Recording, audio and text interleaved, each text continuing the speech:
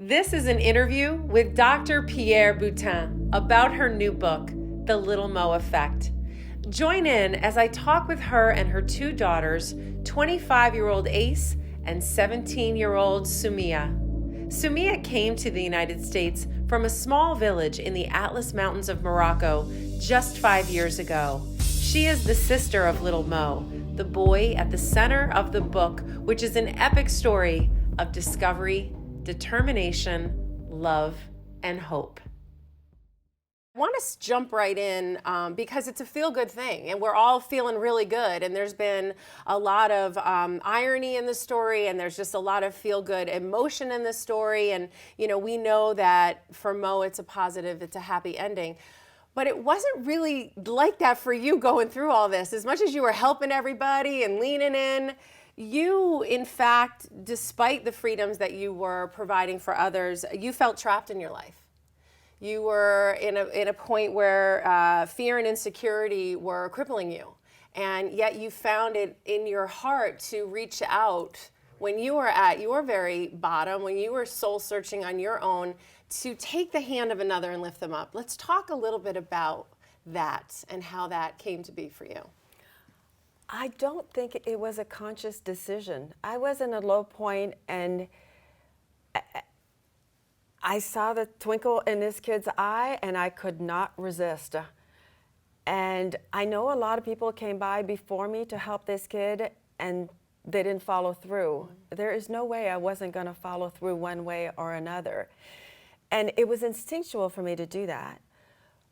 But I don't think it was conscious. I don't think it was, oh, I feel bad, I'm going to help someone. No, I felt like I just needed to do that. Yeah. In retrospect, I'm sure I did it because I needed something. I needed to feel helpful when you were feeling helpless. And powerless in my marriage and in my life. Yes. And that was a step that I could take. Absolutely. And I remember feeling powerful when I was working in Haiti because I was the only French-speaking orthopedic surgeon at that hospital. So I ended up in a leadership role, making a lot of big-time decisions for everyone and for every surgeon and for every patient. And I like taking care of things and being in control, and I had lost that in my life. Mm-hmm. And I must have felt the same way when I met this little boy with a wonderful sparkle in his eyes. Yes. I couldn't resist him. Yes, the symbiosis is really probably what was what you uncovered later. Is as much as you were powerfully driven to help him, in essence, he was going to help you. Absolutely. And that's pretty beautiful. And his sister has the same sparkle, by the way. Well, yes, absolutely. I mean, let me tell you. So many people, help others. And, there are stories out there about, heroism and miracle stories and stories of, just really leaning in, going above and beyond. You get to check that box. You have one of those stories. You have actually more than one of those stories. And I know personally that it was a fear for you. A fear for you to put that story out there. And I want to talk about that a little bit. And I want to talk about why that fear and how we're going to overcome that fear. Oh, wow. You know how to find the buttons. You're right. This story started as a journal. It was journal entry of what little Mo was going through. Yes. And his struggles, and, he was in casts all the way up to his thighs, and he couldn't walk, and he was in a wheelchair, or he had to be carried. So I wrote about his struggles, but intermixed in that along the way, I wrote about my struggles. So now I put the book together, and it's not just his story. A lot of it is my personal story, and that puts me in a very vulnerable space that I am nervous about sharing, but I don't think you get the full picture without that. That's right. So I decided to just go for it. Vulnerability is probably one of the bravest actions a human can make when they expose their vulnerability, because it always turns into power. And when you expose yourself, and so powerfully telling your story is affecting other people. And so your friends and family encouraged you. I know how sharp your brain is, but I knew this book was a journal because there's no way you could remember the detail like that. It's so obvious that it was a story that you were journaling. And so for me to share that that human struggle so personally on pages will only shine light and help others. So thank you for your vulnerability. But I have to tell you, the reason why I was able to put my vulnerability out there is because of friends like you. There's a few really special women in my life that said, you can do this. This is okay. You're okay.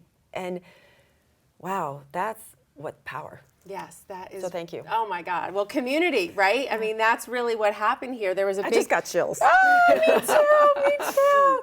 There's such a community when we come together and we share our vulnerabilities and we reach in and we help others.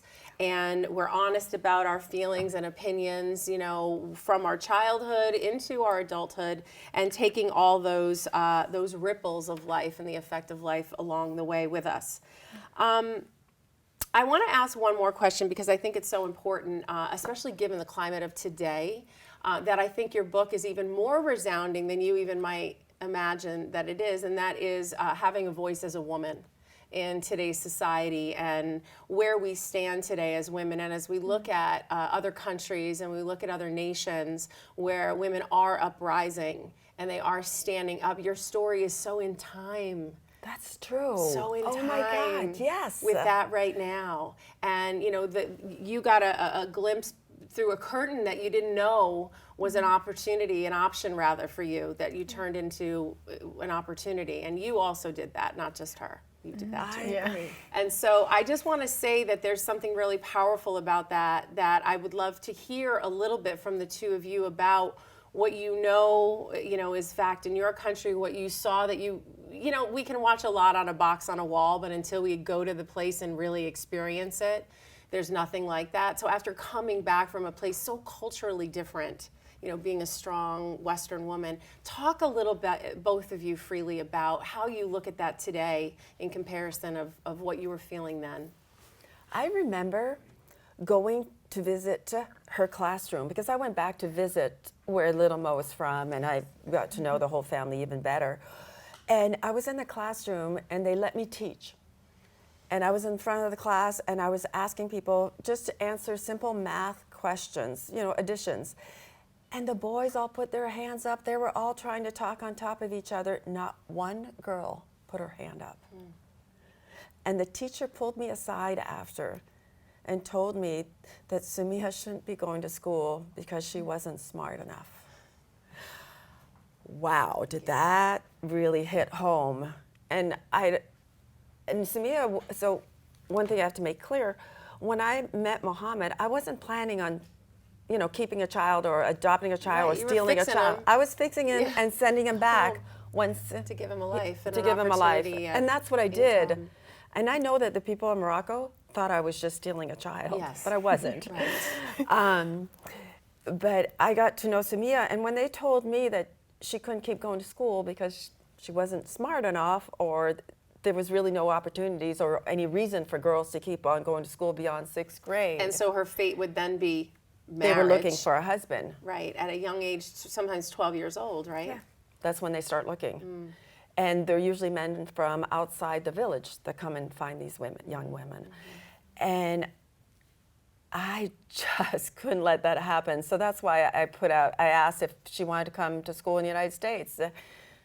I didn't realize that till she came, that she had been planning this all along. I found out when I read the book that you had been planning a little, that you had already very openly told your parents that your feeling was that you should continue your education and not be married off. Yeah. And then you saw that curtain and you saw that opportunity and you grabbed it. Yeah. Talk to us a little bit about. I remember whenever she comes to visit, I would just attach to her because I'm like, I need to go to the United States. Did you think you knew innately that there was something more for you, or tell me about that? I didn't quite understand. Now that I look back into what I was thinking when I was planning to move here, I didn't think I would school was a big thing, but it was mostly to get to know Mom, because she was everything I knew outside of my village. She was my only window, and I wanted to explore that more. And it was just, it was all because I still think you're incredible and amazing. Yeah, she's my role model. Beautiful. And One of the things that was interesting, when she came here, she decided she wanted to be a foot doctor. Because I fixed her brother's feet, she thought I was a foot doctor, but I'm an orthopedic surgeon. Right. But so she thought that's what you do when you come to the United States. She didn't realize that women have choices. They could be anything. So after about a year or two, she realized, wait a minute, I could be a lawyer, I could be a teacher, I can go into politics, I can do computer science. Yes. It's amazing how her mind just opened up. Yeah, I remember. And change the world. Oh yeah, you start your own foundation. That's right.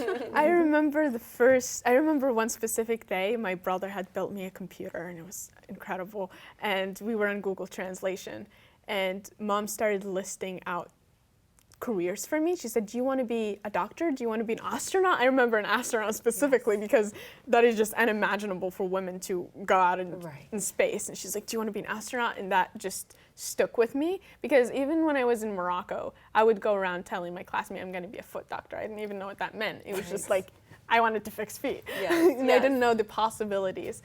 Yeah. Because that was the one thing you knew you could grab onto. So how do you feel today when you look at the struggles in other countries and women and what they're facing today, and knowing that you had an opportunity that you could grab onto? And I know that feeds your soul with the work that you've already begun and will continue to do. And we'll talk more about that. But talk about how you feel about today's state. We see some things happening in Iran, and a country like yours is not even getting some of the coverage of the things that happens, in the streets every day. Whenever I see these stories, I get very emotional because even in my hometown today, a lot of my cousins who are younger than me are getting married, so that's very important subject, and I definitely keep out to see the news and stuff and see what's going on. But I think one thing that we should pay attention to, for example, what's going on right now in Iran, is we have to give the credit to women that are standing up and starting a revolution on their own. Most of the times when we see the Western media, we only look at women, they're being oppressed, which is true, but a lot of them are trying and they're fighting, and we need to also shine a light on how brave they are. Yes, absolutely. Absolutely. Well said. Well, amen to that. Well, thank you so much for shining a light on the Little Mo effect and telling your story and sharing your story and being a part of the future of the story. Thank you to Ace for being here with us, and we can't wait to hear more. Everybody get this book, read it. It's great gift giving, inspiration, and stay tuned because there's going to be more. So Soumya, this is a powerful story of Little Mo, your brother, a 4-year-old boy from the Atlas Mountains of Morocco, whose future changed when he met Dr. Pierre, a medical genius here in the Berkshire Hills of Massachusetts, so she's been called. And she transformed not only his life, but her life, and then your life. Yeah. Let's start a little bit at the beginning about what were you thinking when Pierre came and scooped up your brother and off she went to America? Well, one of the first things was her hair. I loved her hair. It was like one of those things that just gravitated me towards her. But she definitely changed my entire life. And at the beginning, it was mostly, we didn't know what was going to happen. We didn't have technology where we could talk to him every day. And we would communicate with him once a week and all of that. But it was mostly uncertainty, and one thing that I would say my life was changed during that time too, because I started thinking about my future as well, being exposed to a surgeon who, in my village, you can't even imagine women being surgeons, definitely empowered me to maybe think a little bit about my future. Do I want to get married off at a young age? Could I be something? That was, something that was empowering. Yeah. So the exposure to a Western woman, right? Yeah. Whose dreams are meant to be made, right? Yeah. Made for whatever they want to be. And that wasn't really the picture that was painted for you as a young girl. I want to talk a little bit about first your brother, and then I want to get into you. So how did it affect you? Because obviously you lived through it from afar and him coming back to visit, but to see this down on paper, the full experience, how did it affect you to read it after kind of living it? Yeah, so one of the main things I want to touch on is when Muhammad came here, I finally was able to live a little bit as a child and not as a caretaker, because I had to take care of him the entire time. And when kids would bully him, I had to stand up for him. But when Muhammad came here, I was able to play outside and be with my friends and be my parents' favorite child and all of that. And after I saw it on paper, I didn't understand a lot of the logistics. I didn't know much about Mom. I didn't understand what her life was like and her struggles and what she did in Haiti.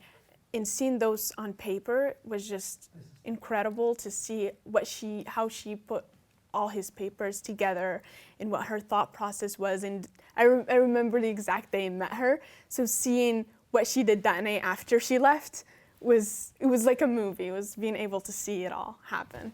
And then to know, not to spoil the book or be a spoiler, but fast forward, she winds up doing, in essence, the very same paperwork for you. Yeah. Okay, isn't that exciting?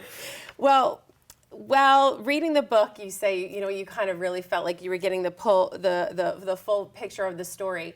At any time, did you feel like it wasn't your story? Like it was somebody else, like surreal almost? Was there ever a moment of that for you?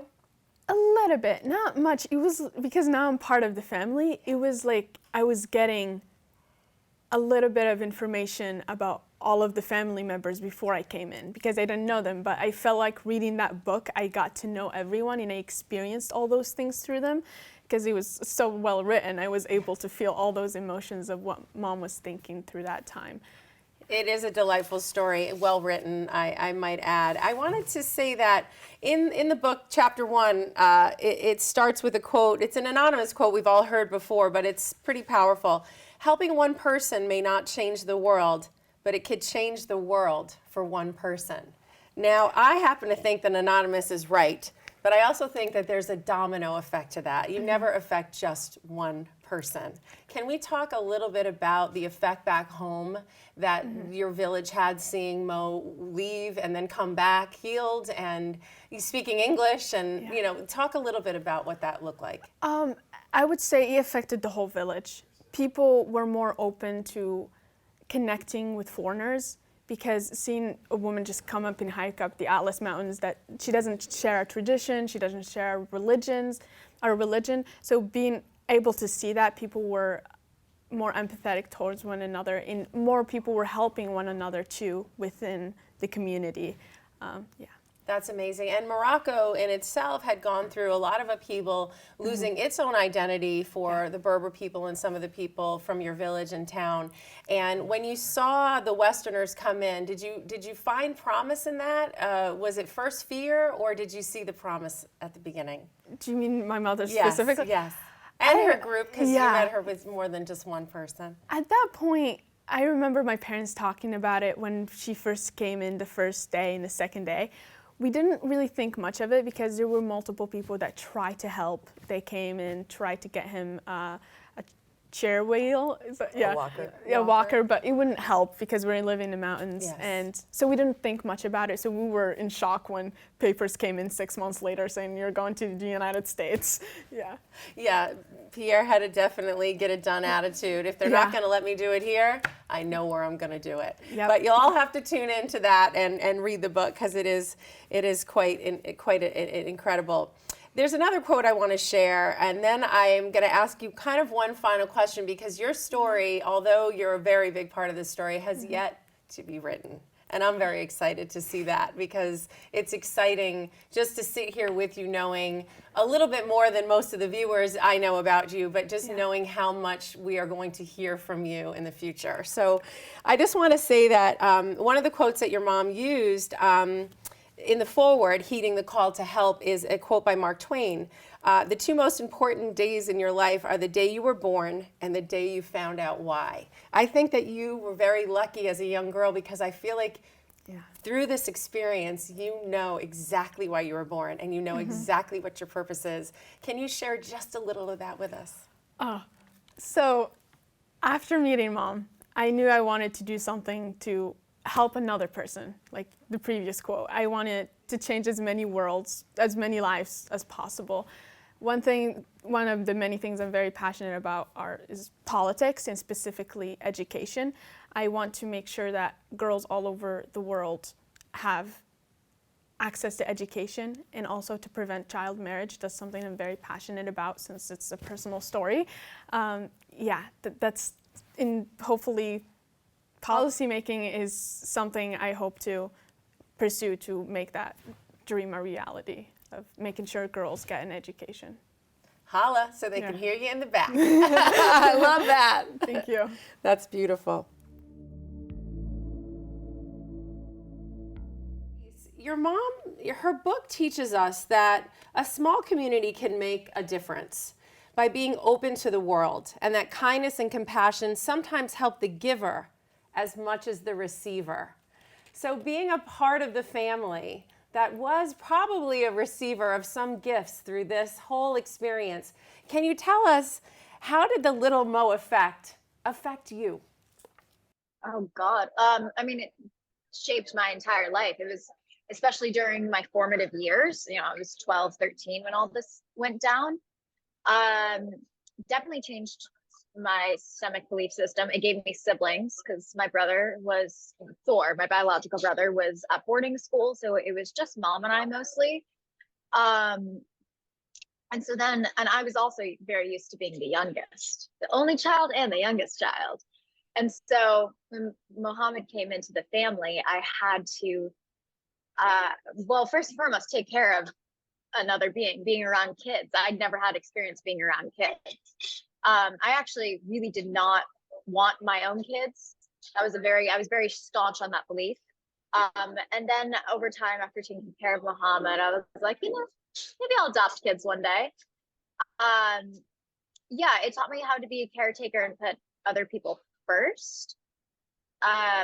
Those are, the gushy good parts. Of course, there were the negatives of, you're losing your status in the family. But no, it just taught me, there's this thing that mom always says, and I think it was really highlighted by Mohammed coming over, which was just do the right thing. Honestly, I truly believe there's no such thing as altruism. So when you do these quote unquote altruistic acts, just the feeling of doing good makes you feel good. So if nothing else, it's a selfish fulfillment.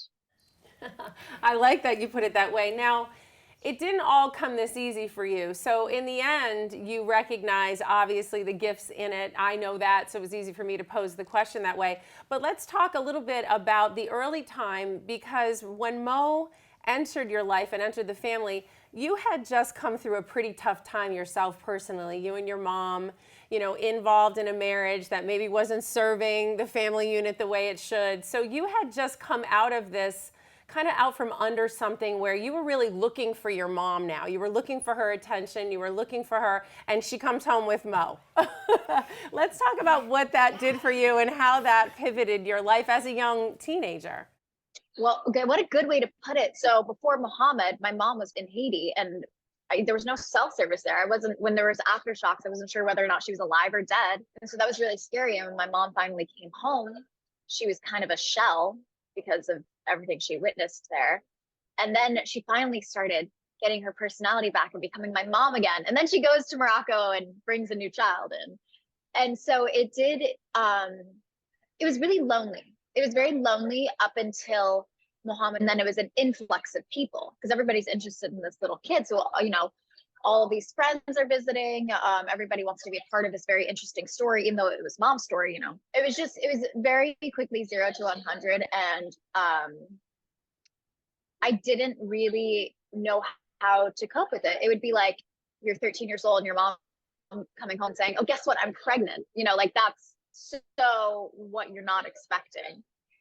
I'm trying to remember because this is over 10 years ago, but I think my biggest issue was that he tried to call my mom. When in my head it was temporary, so she's my mom. It was very it's very adolescent way of thinking, especially when you just have your mom for so many years. At 12 years old, that's an okay to be. Okay way to be as adolescent at 12 years old, right?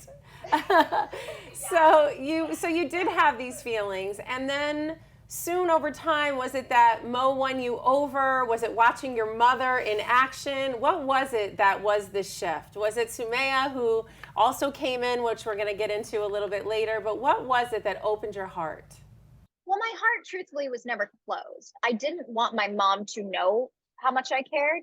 Like, who wants to be soft? Who wants to be vulnerable? You know, you want to be a cool teenager. So truthfully, I always cared. He would, and this isn't included in the book, but his first week there by himself, he would wake up screaming in the middle of the night every night until 4 a.m. And I would sleep with him in his tiny little bed until 4 a.m. But I wouldn't let my mom know that. She doesn't need to know these things. So I always cared. But what made me make it feel more public was honestly when he started trying to tell me what to do. And I kind of selfishly, I kind of got a thrill and a high from teaching feminism and teaching, oh, I'm your elder. It doesn't matter if I'm a woman or a man, you respect me, child. And I got kind of a high from that. And exterior validation in how I handled those situations made me be like, oh, it's okay. It's okay to be vulnerable and care about this child. So no, I cared about him well before I expressed it publicly. And it's a similar thing with Soumya. One of your deepest fears as a child, and probably through the loneliness of a marriage that you were unhappy in yourself, and then your mom traveling to Haiti to find herself and on to Morocco, fear of being alone was something that you struggled with. Talk to us about that now after your experience with your brother. Oh goodness. Well, the thing is, I know now I'm never going to be alone. Whereas as a child, it was always very tedious with my mom's health, with all these risky things she did. And, you know, I never knew, I always pictured myself as a child spending, sorry, I'm at a cafe, spending Christmases once I was older by myself, you know, when my mom wasn't in the picture. And then Muhammad came into the picture, and you know, like I said before, made me want to, you know, maybe have a family one day. And then Soumya came into the picture, and I know for certain I'm never going to be alone. She and I will always have that. That's beautiful. I love that. So resentment turned to love very quickly. A heart that was never closed finds its way to revealing its openness. And we have a beautiful new family made in a very unconventional way. Thank you for your time to lean in to this beautiful story with the author, Dr. Pier Boutin, and her daughters, Ace and Soumya, sharing in their personal journeys, revelations, experiences, and dreams abound around the Little Mo effect, a story of healing, helping, and beyond. Much love to this courageous family, and a warm thanks to everyone.